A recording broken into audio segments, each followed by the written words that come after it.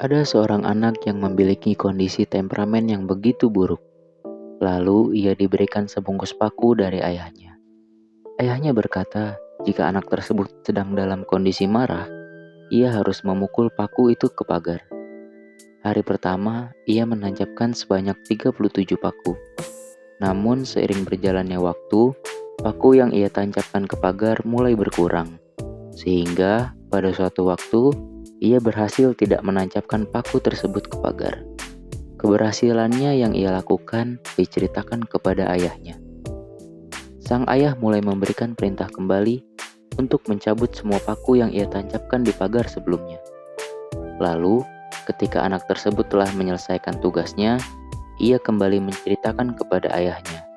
Lalu ayahnya mengajak keluar untuk melihat pagar tersebut dan berkata, "Bagus nak, kamu sudah menyelesaikan tugasmu dengan baik. Kamu sudah berhasil menguasai rasa amarahmu. Tapi, bagaimana dengan pagar tersebut? Masih tetap ada lubang yang tersisa dari tancapan paku itu," tanya sang anak pada ayah. Lalu ayah tersebut memberikan penjelasan singkat dan berkata, "Lubang paku itu seperti amarah yang kau lontarkan kepada orang lain, nak. Mungkin berhasil meminta maaf kepadanya dan tak akan mengulanginya. Namun, apakah luka yang mereka terima bisa dengan cepat sembuh?" ucap ayah tersebut. Dari cerita tersebut, kita dapat belajar jika ucapan dan tindakan yang didasari oleh rasa amarah hanyalah akan memberikan bekas luka kepada orang lain.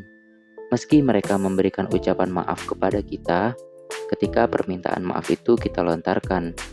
Namun, apakah kita bisa menjamin luka yang mereka rasakan dari ucapan atau tindakan yang kita lakukan atas dasar amarah bisa sembuh?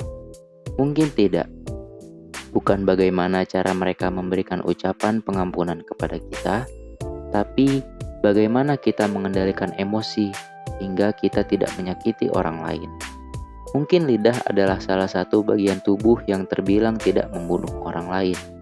Akan tetapi, ucapan yang keluar dari mulut kita terkadang adalah salah satu senjata yang menyakiti orang lain tanpa kita sadari.